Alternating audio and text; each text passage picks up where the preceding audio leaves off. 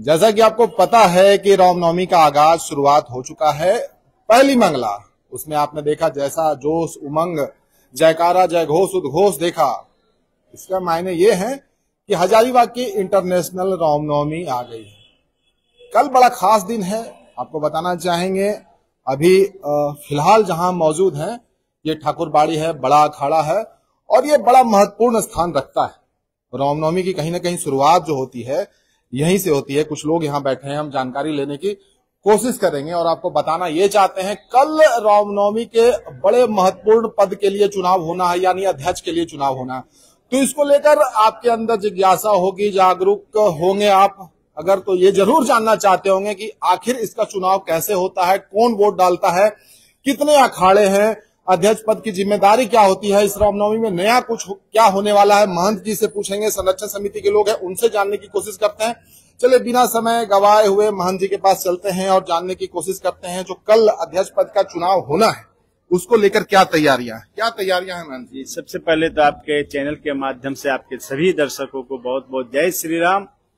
कल की तैयारी पूरी कर ली गई है, जैसा कि मताधिकार का प्रयोग करते हुए अपने 4 प्रत्याशी मीत यादव, बसंत यादव जी, विशाल वाल्मीकि जी और दिलीप गोप जी का कल भाग्य का फैसला स्पष्ट रूप से मैं कहूंगा कि वो यहाँ होने वाली है।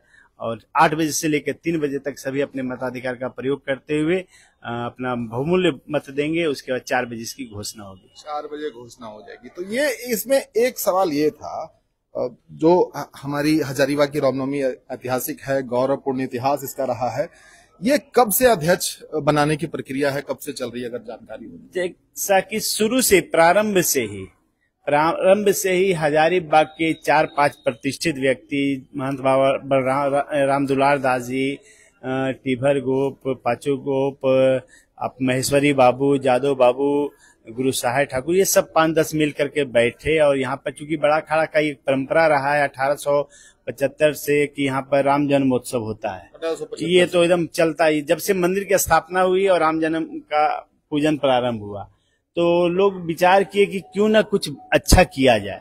तो अच्छा में भाव आया कि आपस में बैठकर सब, जैसे हम लोग बैठकर बातचीत किए, बातचीत करने के बाद तय हुआ। महंत रामदुलार दास जी बैठ के उसकी अध्यक्षता किए थे। अध्यक्षता करने के बाद गुरु साहेब ठाकुर जी को अध्यक्ष के रूप में सब लोग मनोनीत किए और इसी समय से परंपरा चली। तो पहला अध्यक्ष कौन रहा है? गुरु साहेब ठाकुर जी को अध्यक्ष बनाया गया। पहला अध्यक्ष रामनवमी की जानकारी बाकी स्पष्ट रूप से तो नहीं कह सकते, क्योंकि 1918-20 का लगभग का ये कालखंड में उस समय विचार हुआ था और वो अध्यक्ष बने थे। आप खुद कितने सालों से देख रहे हैं? हम 1992 से देख रहे हैं। पूरी महंत की गद्दी पर बैठ करके 1993 से अध्यक्ष मनोनीत करते हुए अनवरत एक बार भी मिस नहीं हुआ और ये कार्य को हम संपादित कर रहे हैं। और जिसमें पहले तो मनोनीत करना होता था, बुला कर बैठते थे, हम लोग बैठते थे, बैठने के बाद बोलते थे आप बन जाओ। जब प्रमोद यादव जी बने, सबसे पहले प्रमोद यादव जी का मनोनयन हुआ, उसके बाद फिर राजकुमार जी, सुधीर सिन्हा जी और कई ऐसे आते गए, मंजीत यादव जी और हमारे फिर अनमोल साव, अमरदीप यादव, ये सभी हमारे कालखंड में बने। 2007 में एक विषय आ गया कि जब हमने मनोनीत कर दिया, घोषणा कर दिया, लिखित रूप से जब हमने दे दिया वीरेंद्र बीरू जी को, तब जाकर कुछ लोग गए डीसी साहब के पास और कुछ अपना प्रस्ताव रखे कि नहीं, वहां पर निष्पक्ष से नहीं हुआ, हम लोग इसका विरोध करते हैं। तो फिर डीसी साहब डॉक्टर मनीष रंजन जी सबसे बातचीत होने के बाद बोले देखिए महंत जी, एक बहुत अच्छा सकारात्मक पहल हो जाएगा अगर उन लोग अगर चुन ले तो क्या दिक्कत है। बोले ये मेरा अधिकार है। मेरे वोटिंग डालने का प्रक्रिया शुरू से नहीं, पहले वोटिंग नहीं हुआ था। 2007 में जब ये विषय लाया गया और इसे 2003 में भी 2002 में भी विवाद आया नहीं है, 2 अध्यक्ष है, 2 दावे, उससे पहले कैसे चुना जाता? 2 दावा प्रस्तुत कर दिए, एक सुधीर सिन्हा जी, एक राजकुमार यादव जी। तो मैंने अपना ठाकुर जी से प्रार्थना करके बोला कि ठीक है चलो भाई, समाज में समाज के लोग समाज को चलाने के लिए अगर आगे बढ़ते हैं तो इससे बढ़कर क्या होगा। तब उस समय दोनों को अध्यक्ष हमने बना दिया, राजकुमार यादव जी, सुधीर सिन्हा जी को, दोनों एक भाई की तरह निभा करके पूरे पर्व की गरिमा और प्रतिष्ठा। सबसे बड़ा मैं एक बात स्पष्ट कर दूं, भगवान ही अध्यक्ष होते हैं, क्योंकि राम का काम है, हनुमान जी अध्यक्ष हैं, हनुमान जी, लेकिन ये वीर बजरंगियों को संभालने के लिए एक टीम बनाकर, जैसा कि शुरू से परंपरा से पहले वहाँ पे 1956 में मेरे पास एक कागज आया है, उसमें एक नाम आया उनका अध्यक्ष सभापति, पहले सभापति हुआ करते थे, तो सभापति के रूप में सभापति अध्यक्ष हो गया। तो उस तरह से धीरे धीरे कालखंड जब परिवर्तित हो गया तो फिर चेंज होते होते पूरे शहर को एक अयोध्या रूप में सजाया जाता है। उस समय ये हजारीबाग नहीं रहता है, जैसे पूरे नगर को अयोध्या के रूप में सजा, नगरी बन जाता है, अयोध्या नगरी बन जाता है। यह अयोध्या नगरी में राम जन्म मंदिर बड़ा खड़ा जो है, राम जन्म महोत्सव के नाते यहाँ पे राम जी का जन्म होता है ठीक 12 बजे दिन में होता है। तो यह अयोध्या नगरी हो गया। हम जो आप जितना देखिएगा मोहल्ला है सबका नामकरण होगा, परशुरामगढ़, वाल्मीकिगढ़, आपका कन्हैयागढ़, यादवगढ़, कृष्णगढ़, रामगढ़, सबका नाम पुराने लोग जानते हैं, लेकिन अभी की जो पीढ़ी है बहुत लोगों को जानकारी इसकी नहीं है। नहीं, अभी हमारे जितने अध्यक्ष रहते हैं यहाँ से दिशा निर्देश उनको दिया जाता है कि सभी चौक का नामकरण बाकायदा एक बैनर पोस्टर लगा कर करें, और लगना चाहिए, और लगता है आपको। जी नहीं। हाँ, नहीं, मैं आपको बता दूं कि ये परंपरा है अपना।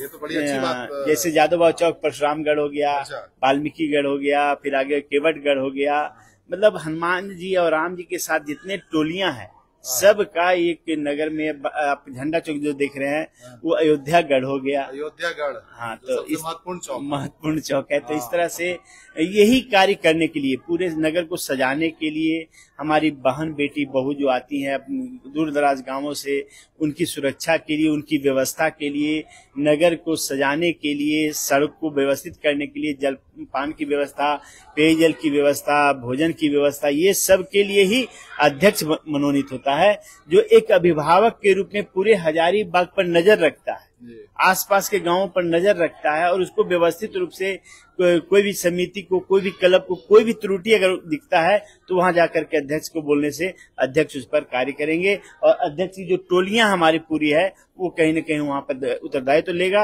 और उसको व्यवस्थित करेगा। तो ये दायित्व होता है रामनवमी महासमिति अध्यक्ष और टीम। बड़ी अच्छी बात बताई कि अयोध्या नगरी की तरह नामकरण किया जाता है। तो इसलिए बार बार मैं जब वीडियो करता हूं तो एक बात का जिक्र हमेशा करता हूं कि अगर अयोध्या प्रभु श्री राम का पहला धाम है तो हजारीबाग का भी बड़ा नाम है। तो देखिए नाम आ रहा है, किस तरीके से आ रहा है, और यही जो है राम भक्तों का उत्साह बढ़ा देता है। इसमें जो आप बता रहे थे, जैसे आपको हम इसमें एक चीज जोड़ना चाहेंगे, किसी भी व्यवस्था को अच्छी तरीके से चलाने के लिए चुनाव की प्रक्रिया, मतलब आप अध्यक्ष को चुन रहे हैं तो वोटिंग करवाई जाती है। ये बता रहे हैं 2007, सॉरी, उससे पहले आप लोग चुन लेते थे। इसमें एक और सवाल है, सर्वसम्मति की बात हमेशा होती है कि सर्वसम्मति से किसी को चुन लिया जाए, तो ये क्या पिछले कुछ सालों से नहीं बन पा रहा है? सर्वसम्मति वाली बात नहीं हो पा रही, चुनाव करवाना पड़ रहा है? हाँ जी, वो जब से एक बार आईना दिखा दिया कि नहीं हम वोट के माध्यम, पहले हम लोग मना लेते थे, मनाते थे, समझाते थे, और वो स्वयं समर्पित होते थे। अरे चलो भाई बाबा आपका आदेश हो गया तो चलो अगला साल हम लोग देखेंगे। अच्छा। लेकिन जब प्रशासन के, मैं आपको स्पष्ट कर दूं आपके चैनल के माध्यम से भी, जिला प्रशासन इस पर इंटरफेयर किया। माननीय डॉक्टर मनीष रंजन जी और पंकज कंबोज जी, एसपी साहब, ये सब दोनों आए और आकर बताया कि महंत जी, बहुत लोग आरोप प्रत्यारोप करते हैं कि महंत जी अपना मताधिकार, अपना वर्चस्व का प्रयोग कर देते हैं और घोषित कर देते हैं। तो इसके लिए समाज में कहीं न कहीं कुछ लोगों को तकलीफ लगता है, तो इसको चुनने का प्रक्रिया कर दिया जाए। तो बोले हमें कोई दिक्कत नहीं, हमें कोई समस्या नहीं। तो लोग सवाल उठाते थे होंगे जो महंत जी का प्रिय है उसको अध्यक्ष बना दीजिए। जी, ये बस यही होता था। लेकिन मैं आपको एक बात स्पष्ट कर दूं, यह धर्म की गद्दी है, मर्यादा की गद्दी है। धारयति सह तथा धर्म, महंत की गद्दी पर वही बैठता है जिसके अंदर सब नर करहि परस्पर प्रीति, चलई सो धर्म नित सुंदर नीति।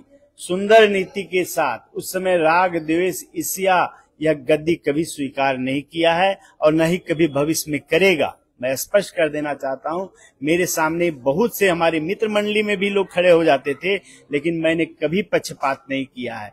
चाहे वह कोई भी व्यक्ति हो, चाहे वह कोई भी, लोग आरोप तो लगाएंगे, आरोप लगाना उनका नैतिक अधिकार बन गया है भाई मेरे, तो आरोप लगाएंगे, लेकिन लोकतांत्रिक व्यवस्था में है तो सब कुछ आपको देखना तो पड़ेगा। वो देखना पड़ेगा। तब हमने भी निर्णय किया कि जब समाज में इस तरह के कुछ लोग, जैसे स्पष्ट करते हैं कि जिस तरह राम जी और सीता मैया पर लगा दिया कि वो रावण ले गया, उसके बाद आज राम जी स्वीकार के, राम जी उसे मर्यादा पुरुषोत्तम राम, तो यह गद्दी ठाकुर जी का मर्यादा पुरुषोत्तम का है।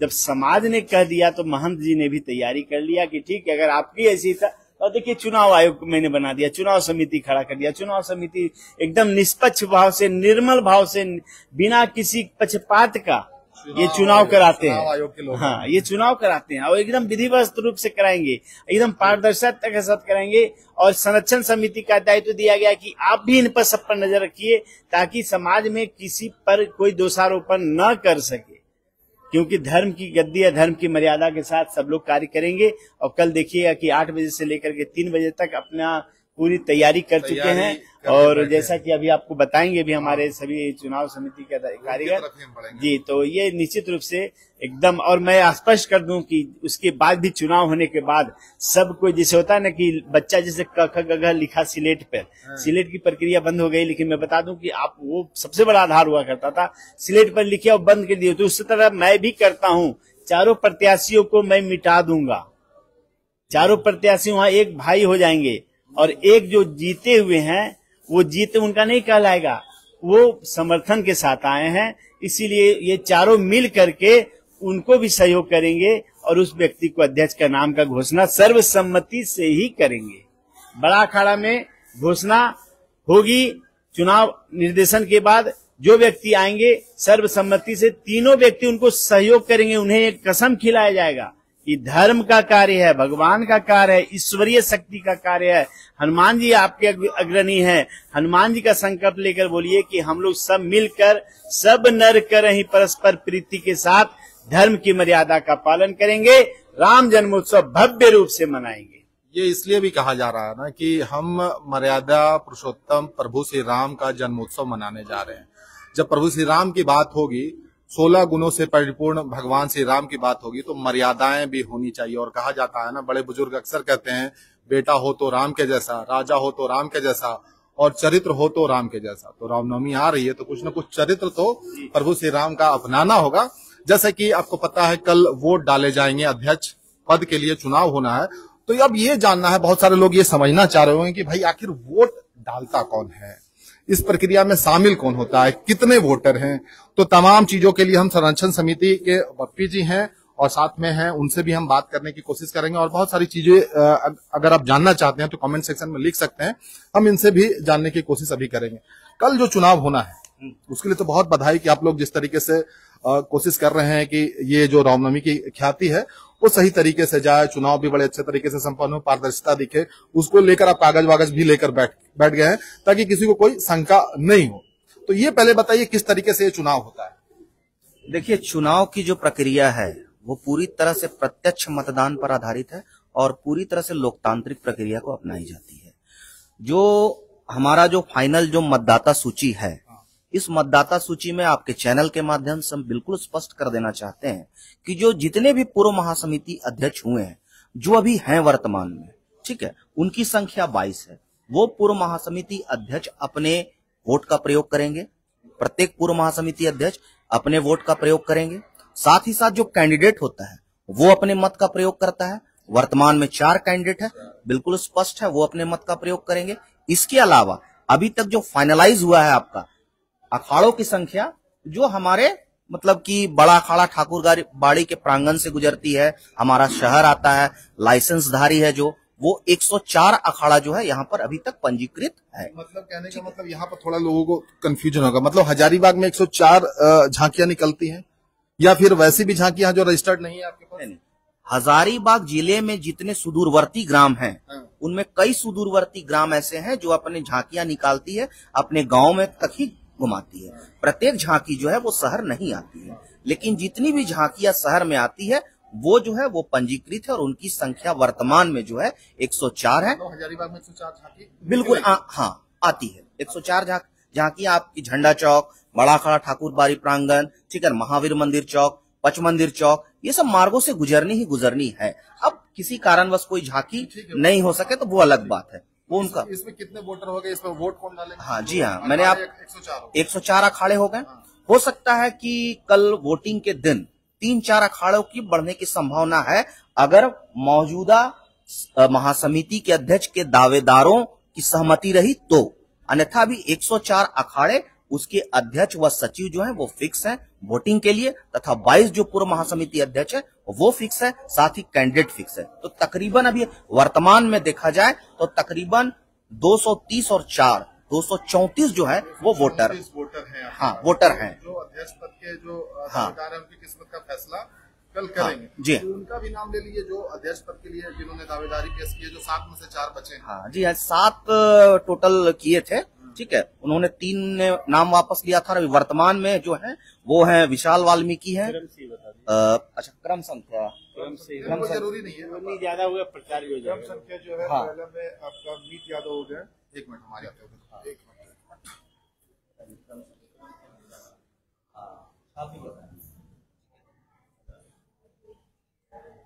जैसे उम्मीदवार हमारे पास अब 4 बचे हैं। टोटल 7 लोगों ने नॉमिनेशन किया था, जिसमें से 3 लोगों ने नाम वापस ले लिया। तो क्रम संख्या के अनुसार पहला क्रम संख्या मीत यादव का है, जिनका चुनाव चिन्ह शंख छाप है। दूसरा क्रमांक है बसंत यादव का, जिनका सिंबल जो है चुनाव चिन्ह ओम है। तीसरा आपके उम्मीदवार हो गया विशाल वाल्मीकि, जिनका चुनाव चिन्ह डमरू छाप है। और चौथा हो गया दिलीप गोप, जिनका चुनाव चिन्ह गदा छाप है। तो ये 4 उम्मीदवार हैं जिनका कल महासमिति के लिए वोटिंग होगा, और इसमें से जो एक जीतेंगे वो महासमिति के अध्यक्ष बनेंगे, और बाकी जो 3 लोग बचेंगे वो तीनों इनको सपोर्ट करके आगे रामनवमी का जो कार्यक्रम होगा उसमें इनको मदद करेंगे। अच्छा, इसमें जो संरक्षण समिति ये जो बना है रामनवमी की, इसमें आपका दायित्व, आपकी जिम्मेदारी क्या तय की गई है या आप क्या कर रहे हैं? देखिए, संरक्षण समिति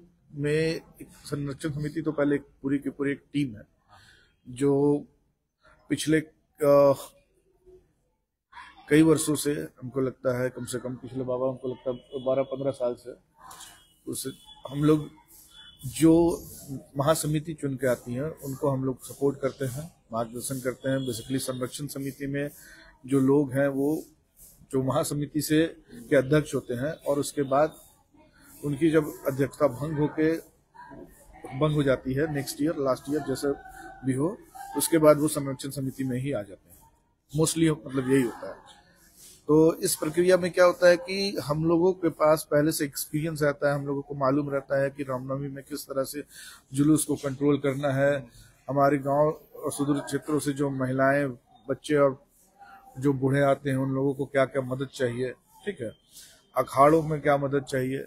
तो वो जो एक्सपीरियंस होता है वो हम लोग शेयर करते हैं महासमिति के साथ में। जैसे आपने बताया कि अनुभव वाले लोग हैं इसमें, तो एक सवाल इसमें ये है, जैसे बातें होती हैं रामनवमी की, हमारी ख्याति की, गौरवपूर्ण इतिहास की, महिलाओं की भागीदारी, जो ग्रामीण परिवेश से लोग आते थे या शहरी परिवेश से, परिवार अब शामिल नहीं हो पाता है इसमें। बहुत सारे लोग, अब संख्या कम होती जा रही है।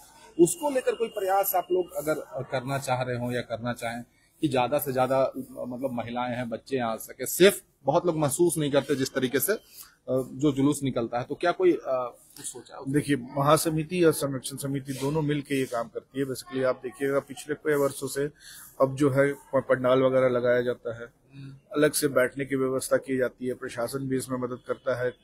चलन आपका जो टॉयलेट वगैरह है, बिजली की व्यवस्था, तो इस तरह से जो है प्रशासनिक और महासमिति और संरक्षण समिति के मदद से हम लोग बहुत सारे कार्यक्रम करते भी हैं कि जिससे उन लोगों को सेफ महसूस हो।